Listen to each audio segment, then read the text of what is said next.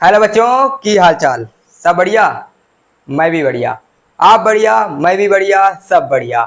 तो देखिए, आज मैं लेकर आया हूँ क्लास 10th वाले बच्चों के लिए एक अच्छा सा बिंदास सा सेशन। और ये सेशन है क्लास 10th वाले बच्चों के लिए ऑब्जेक्टिव प्रश्न के तहत।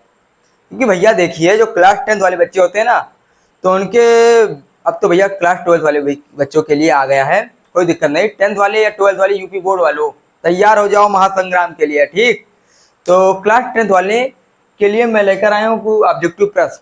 क्योंकि आपके जो 10th के पेपर में होता है, उसमें क्या होता है कि 20 नंबर आपके ऑब्जेक्टिव ही आ जाता है।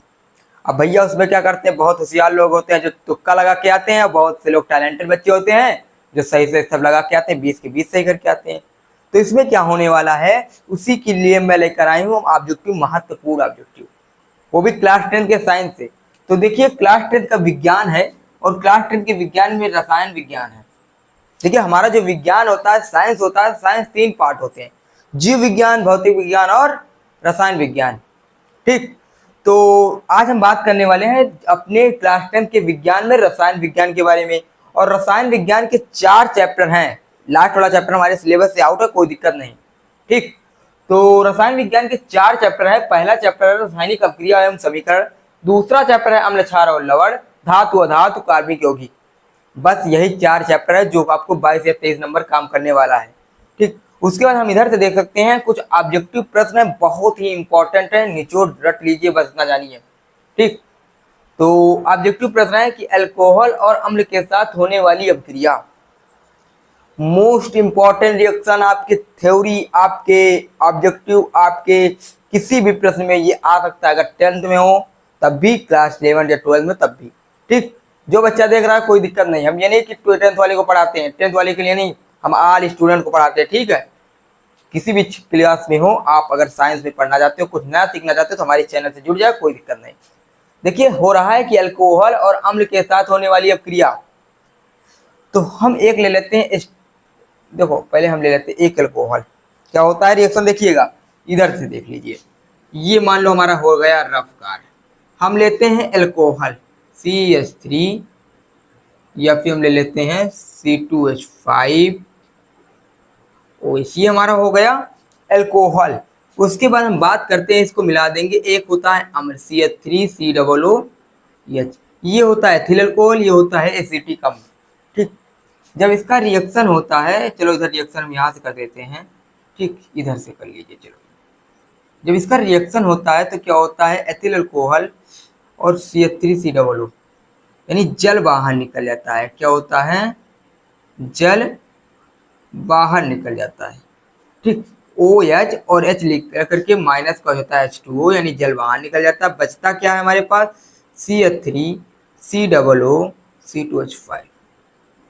इसे कहते हैं एस्टर। क्या कहते हैं, एस्टर। समझ में आया?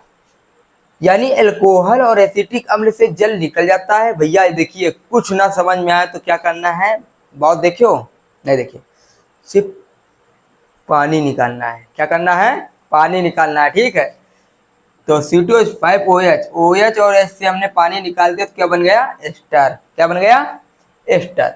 तो यही एस्टर बनने की क्रिया को कहते हैं एस्टरीकरण। क्या कहते हैं, एस्टरीकरण।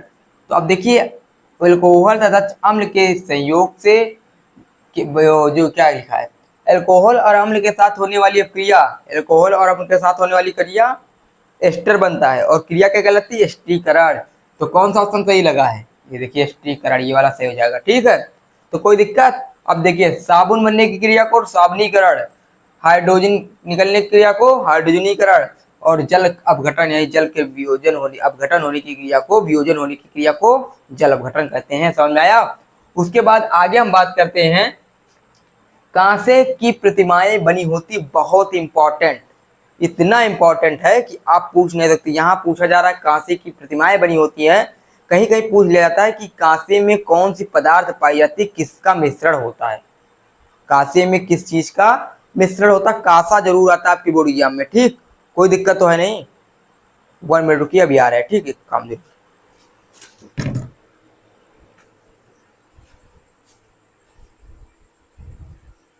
ठीक, तो किसी को कोई दिक्कत तो नहीं था, वो फैन चल रहा था वही फैन ऑफ करना था, ठीक, कोई दिक्कत है नहीं, क्योंकि थोड़ा प्रॉब्लम हो रही थी। तो उसके बाद हम बात करने वाले हैं, अब पूछ लिया गया है, किधर से देख लीजिए, कांसे में प्रतिमाएं बनी होती, किससे बनी होती है? तो ये टिन और इससे कॉपर से मिलकर बनी होती है। किससे मिलकर बनी होती है? टिन और कॉपर से। तो आपका ऑप्शन सही हो जाएगा ये वाला, ठीक, यानी कॉपर और टिन। टिन का जो प्रतीक होता है, टिन का प्रतीक होता क्या होता है, इधर से, टिन का प्रतीक होता है Sn, क्या होता है? Sn। तो कॉपर की प्रतिमाएं बनी होती है टिन और कॉपर से, ठीक। उसके बाद बात करते हैं मुद्रा धातु है, जो आप मुद्रा लाते हो, पैसे होते हैं जो सिक्का बनाए जाते हैं, किससे बनाए जाते हैं? तो कॉपर से बनाए जाते हैं। किससे बनाए जाते हैं? कॉपर से, ठीक। तो अब एक बात और करते हैं, जिंक, सन, पीबी, ये सब ऑप्शन में दे रखे, लेकिन कॉपर से हो जाएगा इसका। प्राकृतिक गैस का प्रमुख अवयव है, ये भी इंपॉर्टेंट है आपकी बॉडी एग्जाम के लिए। तो प्राकृतिक गैस का प्रमुख अवयव है मेथेन, एथेन, प्रोपेन, ब्यूटेन। जो प्राकृतिक गैस, जो आप गैस, गोबर गैस जलाते हो, गोबर गैस, उसमें मेथेन गैस ही पाया जाता है। तो इसलिए जो गोबर मिलता है प्रकृति द्वारा मिलता है, और प्रकृति द्वारा मिलता है, तो इसलिए इसे प्राकृतिक गैस भी कहा जाता है, ठीक। तो इसलिए इसे क्या कहा जाता है? प्राकृतिक गैस। तो मेथेन को क्या कहा जाता है? प्राकृतिक गैस। प्राकृतिक गैस का प्रमुख अवयव क्या है? मेथेन है, ठीक। गोबर गैस जानते हो, उसी को मेथेन गैस कहते हैं। समझ में आया नहीं आया? कोई दिक्कत नहीं, परेशान मत हुई। पोटास एलम, जिसे हम फिटकरी कहते हैं, क्या कहते हैं? फिटकरी कहते हैं। तो पोटास एलम का रासायनिक सूत्र है, बहुत इंपॉर्टेंट, इतना इंपॉर्टेंट कि पूछो ना। तो पोटास एलम का ये है, ठीक है, K2SO4 L2SO4 का होल ट्राइज डॉट 24H2O। समझ में आया? तो ये है, अगर 24H2O दो, जैसे देखो प्रश्न में कई तरह के क्वेश्चन बोल सकते हैं, ठीक, ऑप्शन चेंज कर सकते हैं। तो इसका फार्मूला तैयार कर लीजिएगा, K2SO4 L2SO4 का होल ट्राइज डॉट 24H2O। उसके बाद हम बात करते हैं कि निम्न में से कौन सी धातु अम्ल हाइड्रोजन नहीं विस्थापित करती? भैया सक्रियता श्रेणी नहीं पढ़ाए तो पढ़ा देंगे, कोई दिक्कत है नहीं। समझ में आया? हम कहते नहीं है कि हर मुश्किल का हल होगा, आज नहीं तो कल होगा। समझ में आया? तो आज नहीं तो कल आपको हर मुश्किल का हल मिल जाएगा हमारे इस छोटे से चैनल वो कोचिंग क्लासेस में। बस शुक्र है कि आप थोड़ा चैनल सब्सक्राइब कर दीजिए और वीडियो को थोड़ा शेयर कर दीजिए, बस कोई दिक्कत नहीं। निम्न में से कौन सी धातु अम्ल के साथ हाइड्रोजन विस्थापित नहीं करती? तो सक्रियता श्रेणी का है क्वेश्चन। जो अपनी सक्रियता श्रेणी में सबसे नीचे होता है वही तत्व हाइड्रोजन से, देखो, जो तत्व हाइड्रोजन से सबसे नीचे होता है वही तत्व अपनी अम्ल के साथ हाइड्रोजन गैस विस्थापित नहीं करती। तो उसका ऑप्शन से हो जाएगा कौन सा? ये कॉपर, ठीक। कॉपर ये ऐसा तत्व है जो हाइड्रोजन में, यानी इसको सही लगा दीजिए, जो हाइड्रोजन से नीचे होता है, और तो ली के कारण ये आर्यन को नहीं पूछ, ठीक, कोई दिक्कत नहीं।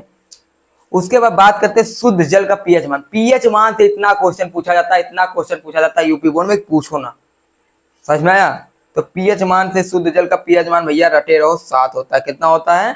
7। अगर पूछ लिया जाए कि अम्ल का पीएच मान कितना होता है तो 7 से कम, और अगर क्षार का पूछ लिया जाए तो 7 से अधिक, यानी 8 हो जाएगा क्षार और 0 1 हो जाएगा अम्ल, ठीक। तो ये आप लोगों का कुछ इंपॉर्टेंट महत्वपूर्ण बहुकल्पित प्रश्न थे यूपी बोर्ड के लिए। यूपी बोर्ड के लिए कुछ महत्वपूर्ण बहुकल्पित प्रश्न थे। इसी तरह हम सीरीज चलाते रहेंगे, कोई दिक्कत है नहीं, कोई समस्या नहीं, क्योंकि हर मुश्किल का हल होगा, आज नहीं तो कल होगा हमारे इस छोटे से चैनल के साथ। बस आपका प्यार, आपका सपोर्ट, आपका बहुत बहुत धन्यवाद चाहिए, सॉरी, आपका प्यार, आपका सपोर्ट इस छोटे से चैनल को चाहिए, कुछ नहीं चाहिए, बहुत बहुत आभार चाहिए, ठीक। तो ये कुछ है हमारा छोटा सा वैकल्पिक प्रश्न, और उसके बाद फिर मिलते हैं अगले सेशन के साथ। लव यू, जय हिंद, जय भारत।